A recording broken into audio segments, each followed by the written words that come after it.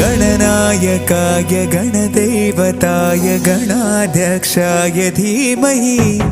गुणशरीराय गुणमण्डिताय गुणेशानाय धीमहि गुणातीताय गुणाधीशाय गुणप्रविष्टाय धीमहि एकदन्ताय वक्रतुण्डाय गौरीतनयाय धीमहि गजेशानाय भालचन्द्राय श्रीगणेशाय धीमहि